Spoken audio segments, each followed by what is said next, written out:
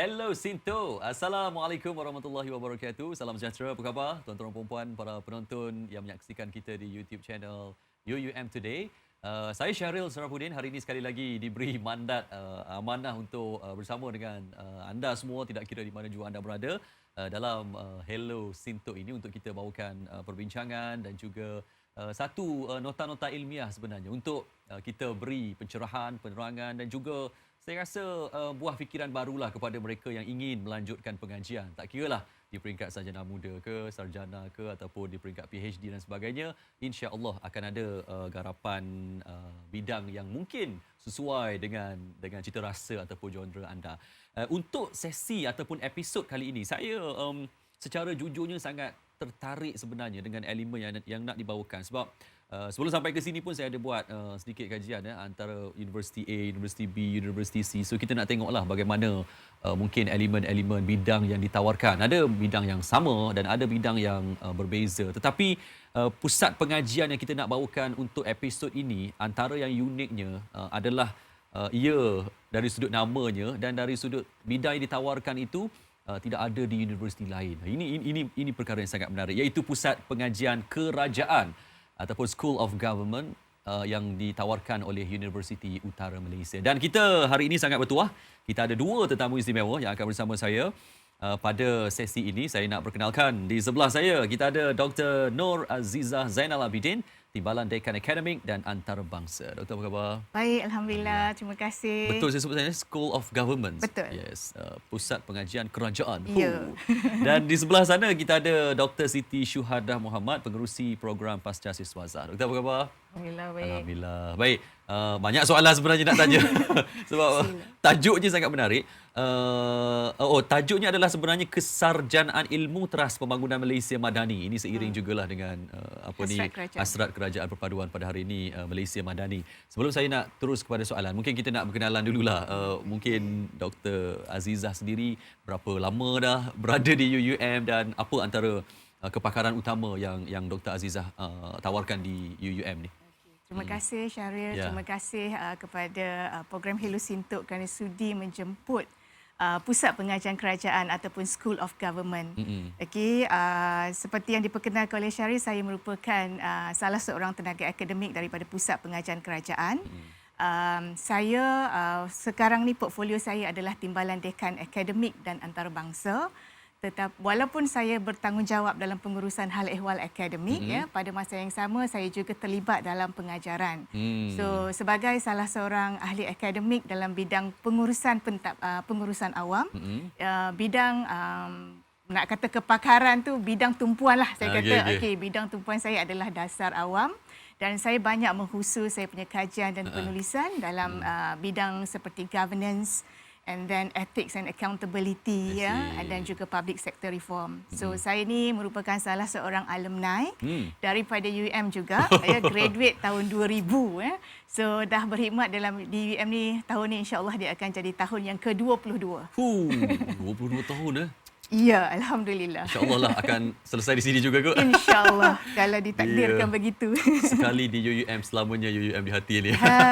UUM di hati. Okey, untuk Dr. Siti Syuhadah pula, kalau kita boleh berkenalan seketika, berapa lama dah bertugas dan juga skop kerjaya di sini? Okey, terima kasih kepada Cik Syahril. Okey, saya join UUM sejak tahun 2017. Okey. So lebih kurang 5 tahun lah dah ada dalam UUM ni. So kalau dari segi portfolio, saya merupakan pengerusi program Pasca Siswaza bagi Pusat Pengajian Kerajaan. So dari segi bidang tumpuan, so lebih kepada public financial dan good governance lah. Okey, 5 tahun. Bila dah 5 tahun di sini, dah jatuh cinta kat sini kot Okey. Baik, ini sambil kita paparkan barisan tenaga pengajar lah yang ada di Ini UUM. pengurusan. Ini pengurusan pengurusan. Mungkin nanti doktor akan cerita lebih lanjut sebab soalan pertama saya pun menjurus ke arah itu. Saya nak tahu doktor, bila saya sebut tadi tentang pusat pengajian kerajaan, saya tengok tak ada lagi universiti yang memang menulisnya sebagai pusat pengajian kerajaan. Jadi mungkin dari sudut itu pengenalanlah kepada mereka yang berada di luar sana apa sebenarnya ditawarkan oleh pusat pengajian kerajaan itu sendiri. Okey. Okay, terima kasih. Memang saya akui nama Pusat Pengajian Kerajaan ini unik lah. Dan tersendiri kalau kita tengok dalam konteks Malaysia. Cuma sebelum saya jawab soalan tu, saya suka nak bawakan sedikit berkenaan dengan history ataupun sejarah kita. Silakan. Macam mana kita dapat nama kerajaan ni. Okay, sebenarnya nama program kami bila diperkenalkan pada tahun 1984, iaitu seusia dengan penubuhan Universiti Utara Malaysia. Betul. So ini adalah antara program yang awal. So bila program yang awal, nama sarjana muda yang diberi adalah Sarjana Muda Pentadbiran Awam. Itu adalah nama asal. Dan kalau kita lihat pada ketika itu ia ditawarkan di bawah Sekolah Ekonomi dan Pentadbiran Awam. Betul. Ya, kita bermula 1984. Okey. Pentadbiran awam ni apa? Pentadbiran awam ni adalah satu ilmu pentadbiran yang khusus kepada pentadbiran kerajaan dan sektor awam. Sebab kerajaan adalah satu perkara yang besar, dia perlu diuruskan. Jadi kita perlu ada satu ilmu yang khusus kepada kerajaan. Ini uniknya di sini. Dan kita tahu organisasi itu sentiasa berubah ataupun berkembang, dinamik ikut perkembangan semasa. Okay, dan kalau begitu juga dengan pentadbiran kerajaan dan juga sektor awam, dia berubah. Walaupun sejarah kita bermula di Bumi Sintuk, jauh di utara, lokal, tetapi apa yang berlaku di peringkat antarabangsa itu memberi impak. Okey, saya bagi contoh macam ni. Pada tahun 1990-an, kebanyakan negara di dunia ini, pengurusan sektor awam, pentadbiran awam berubah daripada kita panggil sebagai pentadbiran awam lama kepada New Public Management ataupun pentadbiran awam baru. Dan dari situlah kita berlaku perubahan nama kepada program sarjana muda kita. Okay, program sarjana muda kita berubah seiring dengan perubahan sektor awam dan juga pengurusan awam di dunia. So degree kita tahun 1999 berubah menjadi Sarjana Muda Pengurusan Awam. Okay. Dan kita tahu universiti juga bukan bukan statik. Universiti juga dinamik. Betul. So universiti juga berubah. So struktur perubahan universiti itu berubah daripada kita ada sekolah ekonomi, kemudian kita berubah kepada sekolah pembangunan sosial. Di sini kita letakkan ataupun kita tempatkan ijazah sarjana muda ataupun program pengurusan awam, dan di bawah sekolah ini jugalah lahir program-program lain, termasuklah program pengurusan pembangunan. Okey, dan universiti terus berkembang dan berubah, dan sekarang ni kita berada dalam sistem pengurusan kolej, dan di bawah sistem pengurusan kolej ini kita ada pusat pengajian.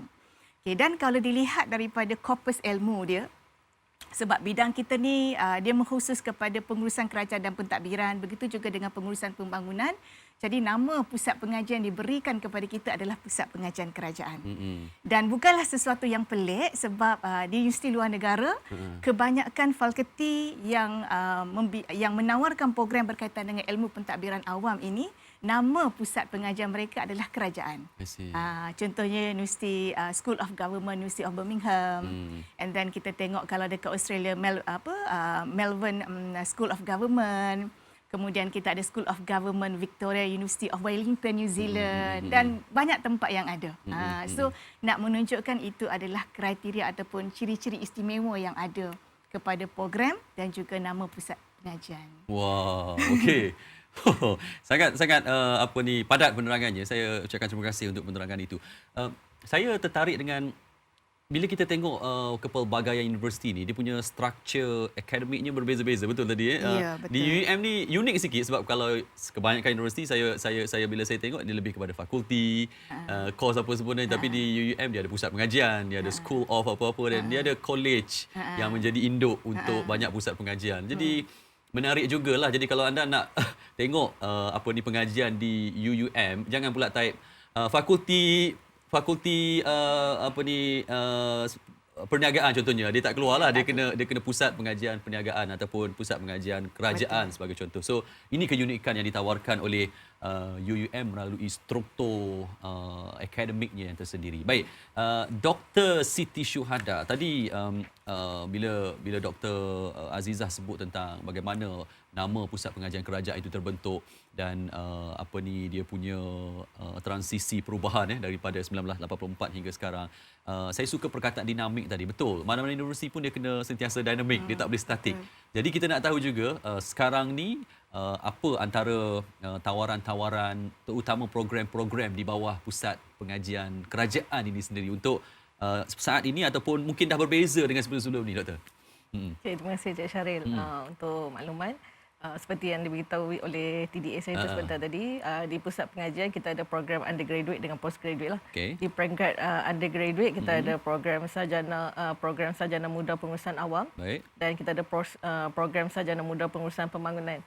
Program sarjana muda pengurusan awam ni selarilah dengan tahun awal-awal penubuhan universiti dah 39 tahun dan pengurusan pembangunan pun dah telah mencapai 24 tahun.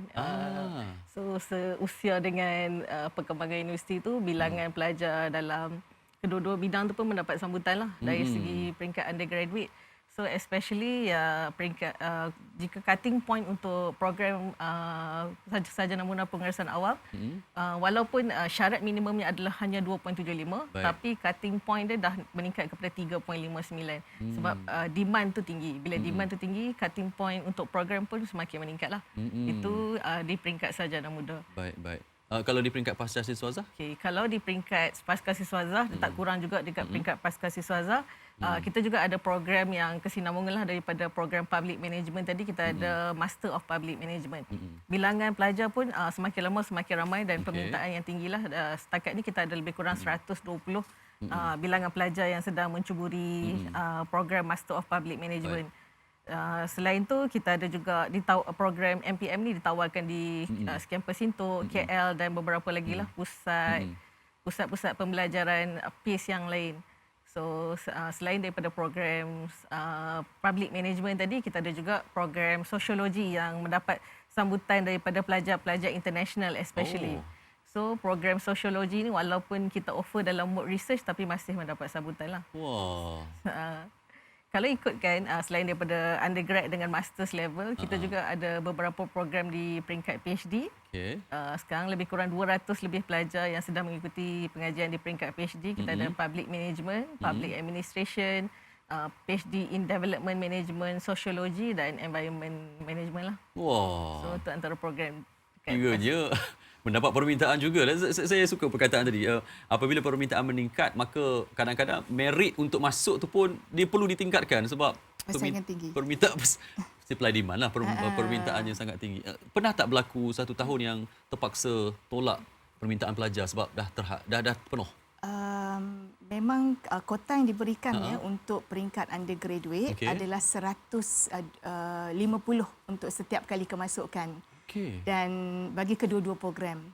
Dan setakat ni kami memang mencapailah daripada apa yang ditetapkan. Jadi maksudnya boleh capai tu maksudnya yang memenuhi merit lah. Jadi kalau yang tak memenuhi merit tu mereka akan tawarkan program yang lain. Kalau untuk pasca siswaza dia ada had tertentu? Pasca siswaza kita tidak ada had seperti mana yang kita letakkan untuk undergraduate ataupun sarjana muda. Tetapi disebabkan kita ada 3 kali kemasukan, jadi bila kemasukan 3 kali setahun tu biasanya untuk satu kemasukan kita adalah dalam 10 ke 15. Tapi setiap kali kemasukan tu kita akan maintain number yang macam tu lah. Mungkin dari sudut kekuatan program ke ataupun tidak ada universiti yang tawarkan modul yang sama jadi semuanya terarah kepada UUM untuk untuk subjek itu atau macam mana sebenarnya? Kalau kita tengok public management ataupun pengurusan awam mesti fokus kepada sarjana, program sarjana. Ada universiti lain yang menawarkan, kalau kita tengok ada di USM, ada juga di Universiti Malaya dan juga ada juga di UiTM. Tetapi yang membezakannya adalah macam mana kami menggemblengkan ilmunya. Sebab bila kita bercakap tentang pengurusan awam, ada universiti sebab dia bergantung kepada school of thought. Ada school of thought ataupun filosofinya daripada ranting ekonomi. Kemudian daripada ranting ekonomi itu dia kembangkan pentadbiran awam. Ada daripada sains politik. Daripada ranting itu dia kembangkan pentadbiran awam sebagai satu ni. Tapi bagi program kita ada kombinasi 3 korpus ilmu yang kita buatkan dia menjadi satu ikatan yang sangat kuat. Contohnya kita ada korpus ilmu kita adalah bidang politik dan pentadbiran yang pertama yang menjadi core sebab bila kita bercakap tentang pengurusan kerajaan kita mesti tahu macam mana politics dan juga pentadbiran dia. Dan yang kedua bila kita bercakap tentang pengurusan kerajaan kita mesti ada ilmu berkaitan dengan pengurusan organisasi. Dan yang ketiga, bila bercakap tentang pengurusan kerajaan, kita tak berlari daripada bercakap tentang duit. Maksudnya ekonomi. So kita ada sektor awam, pengurusan ekonomi awam, ekonomi bidang awam. Dr. Siti Syuhada. Okay, so kombinasi ketiga-tiga bidang ini kita gemblinkan dia sebagai kita punya core kepada program. Jadi orang yang pelajar yang mendaftar dalam program kami, dia boleh saja daripada pelbagai bidang. Maksudnya kalau dia ada knowledge politics, kita boleh bantu dia. Kalau dia daripada bidang ekonomi pun kita boleh tailorkan dia, dan kalau dia daripada bidang management pun dia akan boleh ikut program ini. Ini uniqueness dia. Jadi sama ada calon bekerja di sektor awam ataupun sektor swasta, dua-dua akan mendapat knowledge yang seimbang dan boleh diguna pakai untuk aplikasikan dalam kerjaya masing-masing. I see. Okey, cuma kalau sarjana muda, dia ada dua program tadi. Untuk mereka yang sekarang ni base-nya diploma yang pelbagai contohnya, ataupun ada yang matrikulasi ke ataupun yang STPM ke dan sebagainya. Background yang macam mana sesuai untuk enter sarjana muda yang dalam pusat pengajian kerajaan ni? Untuk kedua-dua program, syarat masuk sebenarnya hampir sama. Okey. Kami ada kelayakan STPM, kelayakan diploma. Diploma apa? Apa-apa? Apa-apa diploma, tetapi kita akan tengok balik kepada komponen SPM-nya. Maksudnya kita akan tengok balik kepada syarat bahasa Inggeris, syarat bahasa Melayu, syarat matematik. Dia back to SPM balik sebenarnya. Ya, syarat itu kita akan ambil kira sebab itu adalah syarat kemasukan yang asas. Kemudian TVET pun boleh untuk yang kemasukan diploma, dan bahasa Inggeris, MUET, program kita band 3. Macam tu. So dia akan, dan pointer keseluruhan kita akan tengoklah pointer keseluruhan diploma dan juga pointer keseluruhan STPM. So kalau pointernya mencapai minimum 2.75, kita boleh pertimbangkan, tetapi kita akan tengok berapa ramai pula yang mohon. So kalau macam permohonan itu ramai, jadi dia punya cutting point itulah macam Dr. Siti Syuhada kata, dia akan meningkat sedikit. Itu yang meritnya perlu ditambahlah kalau so persaingan agak tinggi lah. Okey. Kalau menjurus kepada pasca siswasa, kita sedia maklum Dr. Siti, ada yang daripada sarjana muda terus sambung, itu okeylah kan. Tetapi ada yang dah 10 tahun kerja, 20 tahun kerja, baru teringin nak sambung bidang pengajian dalam master dan sebagainya. Kalau macam tu, apa yang diambil kira untuk pengajian ke pasca siswasa? Kalau dari segi bidang pelbagai latar belakang yang berbeza, satu kita tengok dia punya degree dia lah. Kemudian kita tengok dari segi pengalaman pekerjaan. So kita mungkin ambil kira lah dari segi pengalaman pekerjaan untuk kemasukan ke peringkat pasca siswasa juga. Kalau program-program di bawah pasca siswasa ni yang mana yang betul-betul popular lah, yang mendapat permintaan tinggi? Biasanya yang demand yang tinggi adalah program Master of Public Management lah, di mana dia punya student ada juga daripada pelbagai latar belakang, ada yang dari yang pegawai takbir, ada yang private agency, so ada gabungan lah dekat situ. Public management, mungkin dia lebih umum ke ataupun macam mana tu? Public management macam Dr. Azizah beritahu tadi, dia merangkumi pelbagai aspek, dia ada peringkat management, dia ada politics, dia ada ni, so dia sesuai untuk pelbagai bidang pekerjaan lah, especially pentadbiran. Okey, untuk yang ke peringkat yang lebih tinggi macam PhD, ada limit seat untuk mereka ke? Untuk peringkat PhD tak ada limit seat, tapi biasa kita tengoklah dari segi dia punya background latar belakang tu juga dia ambil kira. Okey, baik. Okey, dan seterusnya sebenarnya kita nak sembang juga sebenarnya tentang, saya rasa bila orang sama belajar ni, kalau yang ijazah sarjana muda, mereka membayangkan kerja apa lepas ni doktor. Tapi mereka yang dah masuk bidang master PhD, kebanyakannya dah kerja. Dia lebih kepada peningkatan kerjaya lah kan. Kepada grade ni, kepada grade ataupun mereka nak masuk jadi management, nak buat keputusan. Saya rasa benda ni sangat penting. Dan saya rasa ruang-ruang prospek kerjaya ni part yang kritikal juga. Dan doktor berdua kena bantu penonton semua untuk faham kalau mereka enter bidang ni, apa sebenarnya bayangan masa depan yang boleh mereka ceburi nanti. Saya rasa itu kita akan sentuh selepas kita berjeda seketika. Tapi sebelum tu, pihak Pusat Pengajian Kerajaan ni, mereka ada satu video istimewa nak bawakan. Ini tentang apa doktor? Saya rasa tentang alumni SOG jom kita dengarkan seketika apa reaksi ataupun mungkin pandangan alumni SOG tentang Pusat Pengajian Kerajaan ini. Jom kita saksikan.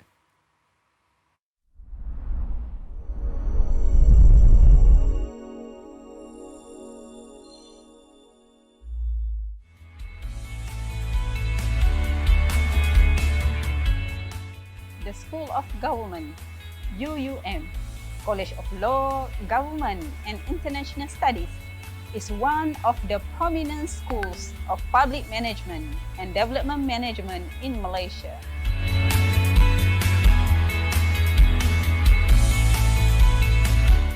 We provide a highly theoretical and practical series of courses with a unique balance of social science, management, public policy, governance, development, economy, and technology.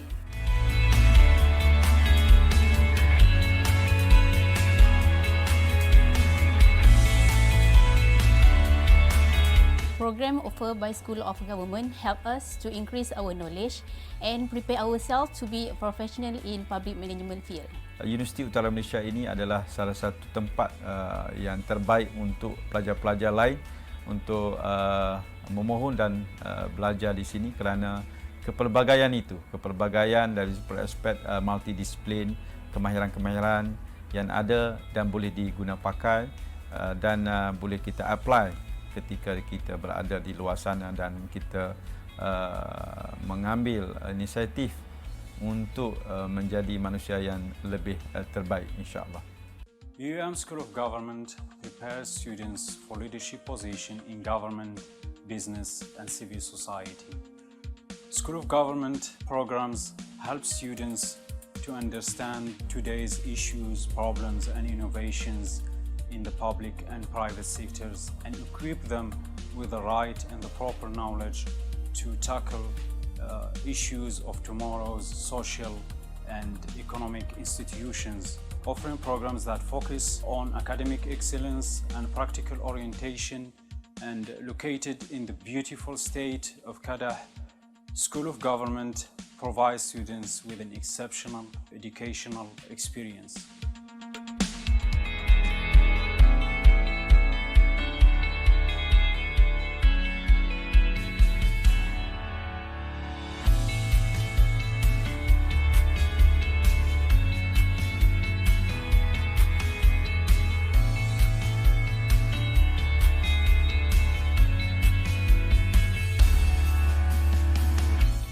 Let's join our undergraduates and postgraduate programs in School of Government. Welcome to SOG.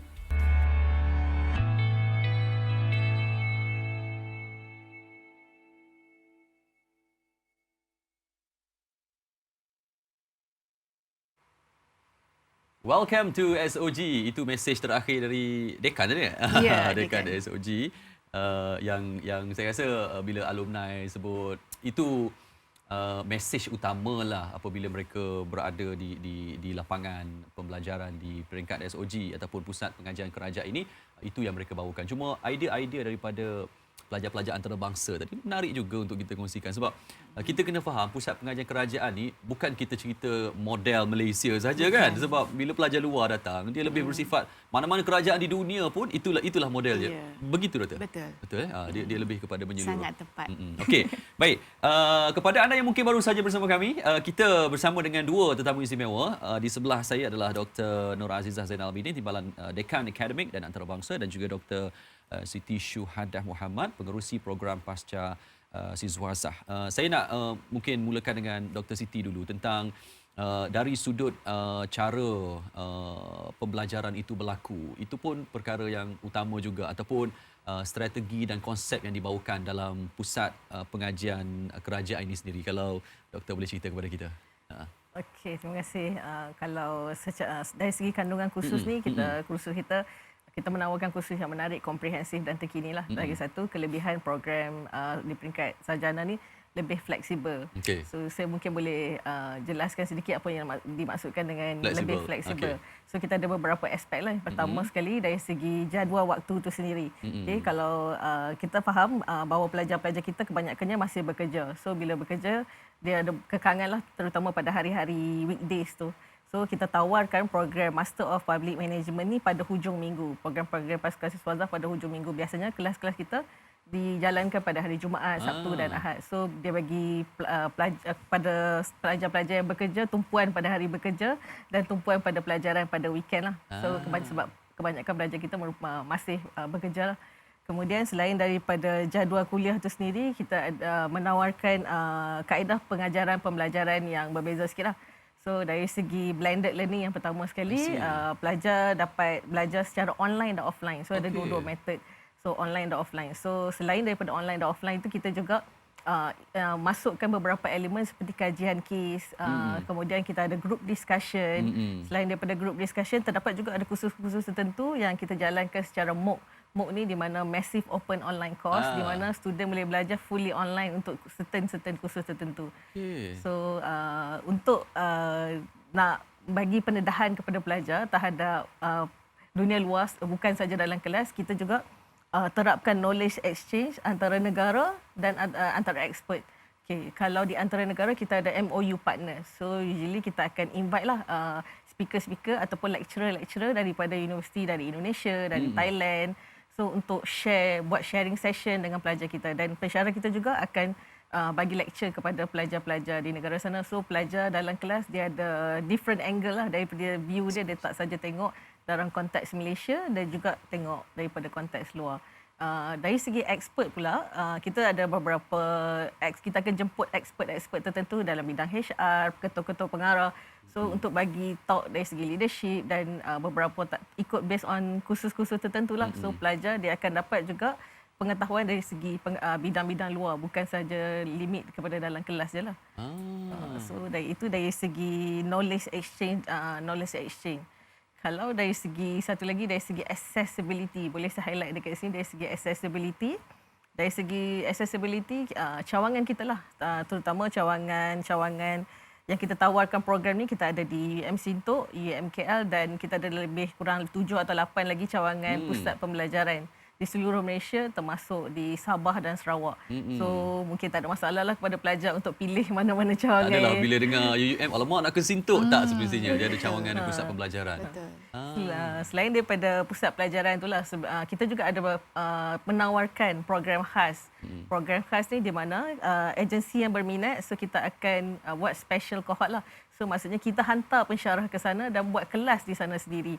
So pelajar tak perlu datang ke UUM. Kita akan buat kelas secara online dan offline. So ada masa yang pensyarah buat kelas di sana, dan ada masa kita akan buat online lah.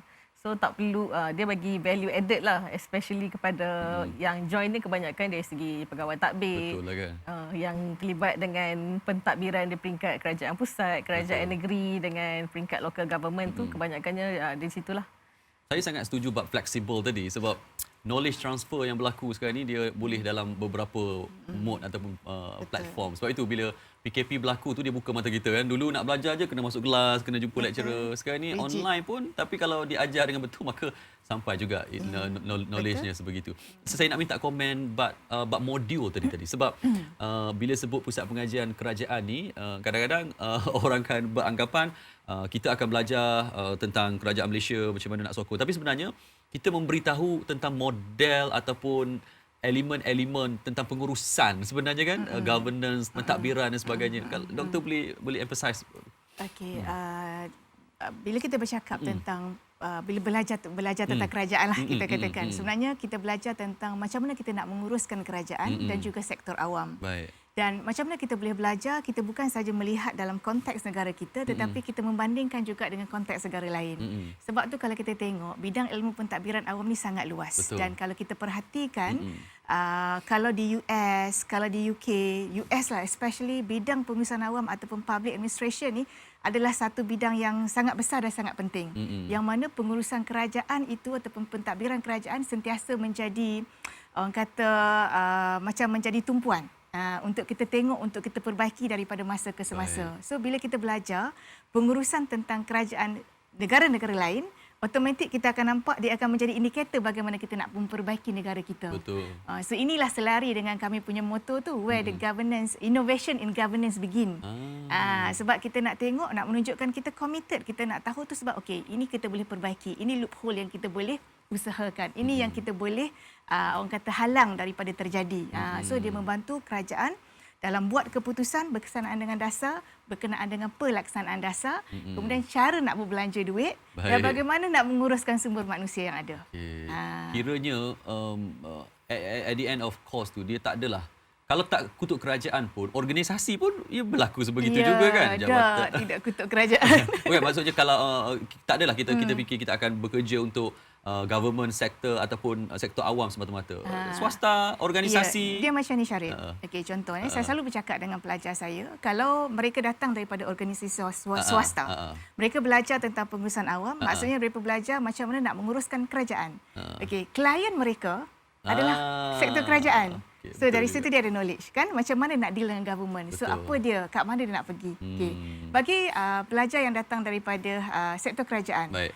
klien mereka juga daripada sektor swasta. Baik. So macam mana dia nak uruskan mereka. So ilmu tu akan ada di situ. Baik. Dan pelajar kami memang datang daripada pelbagai bidang, tidak semestinya datang daripada sektor awam ataupun PTD ataupun pegawai takbir, ada juga daripada pegawai, daripada sektor swasta. Ada juga pernah satu ketika ahli politik, bekas ahli politik Pun belajar juga kan? belajar juga dalam kelas. Betul, Pernah betul. satu ketika tapi dah bergraduat pun. Bekas doktor, seorang doktor. Okey, so doktor ni medical doctor.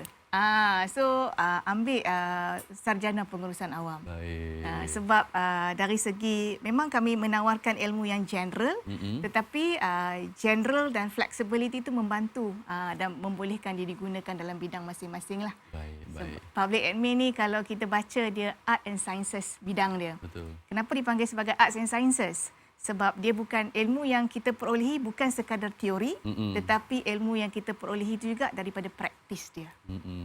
So dia blend well lah, insya-Allah. Baik, menarik. Okey, tadi kita gantung persoalan tentang prospek kerjaya. Ini adik-adik kita yang dekat SPM ataupun yang tengah sambung diploma sekarang ni. Kan ambil bidang ni nak kerja apa ni? Kalau nak kerja kerajaan kena apply kerajaan pula tu. Kadang-kadang mentaliti kerja apa selepas belajar itu soalan yang hot spot dah sebenarnya kalau ditanya oleh graduan ataupun mereka yang masih belajar. So di pihak pusat pengajian kerajaan, bagaimana tuan-tuan perempuan doktor sekalian membayangkan kolam yang akan mereka lalui selepas itu? Kalau kita tengok graduate employability ataupun maksudnya selepas pelajar menamatkan pengajian, berapakah kadar mereka yang bekerja selepas tamat tu? Baik. Kalau kita tengok kalau kita tengok by program kalau bagi program sarjana muda pengurusan awam, graduate employability je lebih daripada 95%. Sorry, 9? Lebih pada 95%. 95% lebih? Ya. Okey. Kalau bidang pengurusan pembangunan dalam 80% macam tu, 80%. Maksudnya selepas daripada tamat pengajian, peluang mereka untuk bekerja tu adalah tinggi. Okey. Kenapa tinggi? So orang kata kenapa tinggi? Macam mana buat? Sebab saya selalu bercakap dengan student saya macam ni. Degree kita ataupun ijazah yang kita ada itu adalah bersifat general satu. Dia pada saya kata dengan pelajar, dia adalah satu sertifikat sahaja untuk melayakkan kita dapat gaji degree. Gaji level degree. Tetapi apa yang kita nak jadi adalah bergantung macam mana kita marketkan diri kita. Betul. So, bila kita dalam universiti, bukan sekadar kita mencari ilmu yang kita belajar tentang pengurusan awam, kita ada ilmu, skill, knowledge dan sebagainya. Tapi pada masa yang sama, keterlibatan dia dalam program kurikulum, co-kurikulum, membantu dia untuk membina sahsiah diri, soft skill dia. So, saya kata dengan pelajar saya, macam mana you marketkan yourself, dia akan membantu you untuk duduk di mana sahaja. Sebab saya ingat, bila saya habis belajar dulu tahun 2000, pekerjaan pertama saya, financial analyst. So, dia bukan satu bidang yang, ini mesti accounting ataupun ini mesti ni, tak. Maksudnya kita boleh pergi dan kita boleh buat benda yang kita suka, tapi kita mesti ada skill dan knowledge itulah. Sebab ada juga pelajar-pelajar kami yang sekarang ni jadi businessman, jadi kontraktor. Okey, kalau yang tak kurang juga yang terlibat dalam bidang konsultan. So maksudnya mereka ada knowledge, skill tu kita orang kata kita asuh, insya-Allah dia boleh pergi jauh. Baik. Maksudnya dia bukanlah kita boleh janjikan satu platform khusus, dia meluas. Semua tempat boleh kita gunakan, praktikkan benda ni. Sebab ada setengah subjek ataupun course memang dia lebih spesifik. Kalau keluar ni itulah kolam yang mereka kena masuk. Kalau lain tu dia channel jauh sangat, tapi untuk program ni dia lebih terbuka. Lebih terbuka. Kita boleh pergi ke mana saja. Tapi bagaimana kita nak promotekan diri kita tu. Itu penting. Okey. Kalau untuk pasca siswaza, mungkin pengalaman Dr. Siti sendirilah kan. Mereka yang dah join dan sebagainya dari sudut peningkatan kerjaya ataupun mungkin terutama mereka yang masuk level-level PhD dan sebagainya. Ada yang buat kajian-kajian tertentu dan itu sebenarnya menaikkan lagi kan dia punya martabat dengan hasil kajian-kajian. Mungkin Doktor boleh cerita sikit kajian-kajian yang terbaik yang pernah dihasilkan ke ataupun pengalaman bersama dengan pelajar-pelajar pasca siswaza ni. Okay. Biasanya kalau di peringkat pasca siswaza ni, especially dalam master level lah. Bagi pelajar yang master level ni, bila dia join, especially yang coursework, dia membantu dari segi bidang-bidang pekerjaan dia.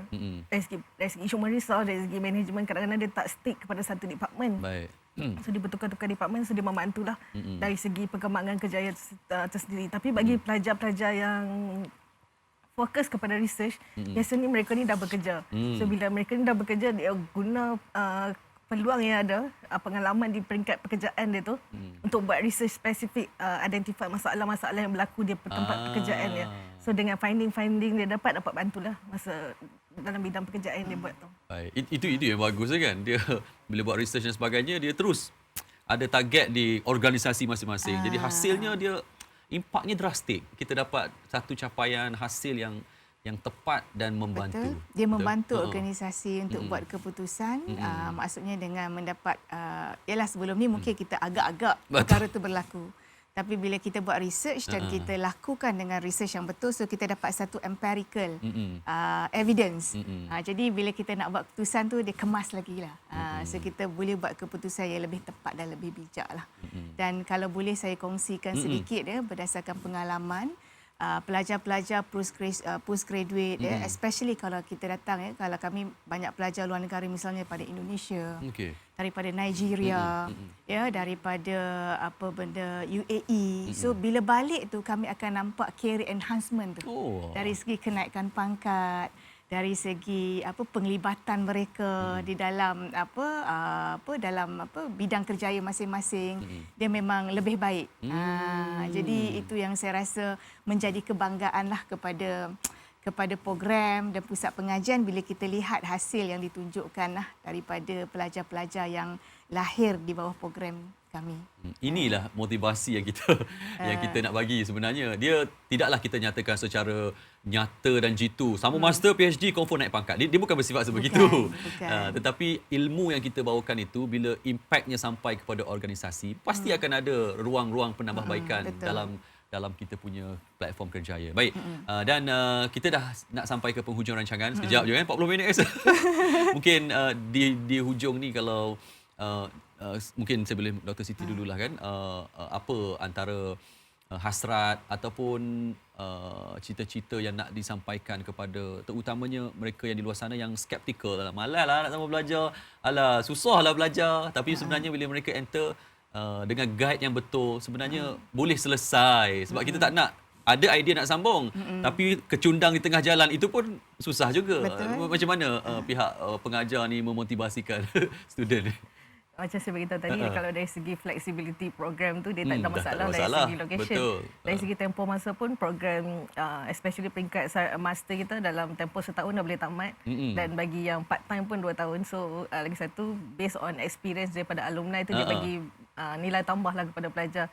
So maksudnya tak ada halangan lah untuk nak sambung.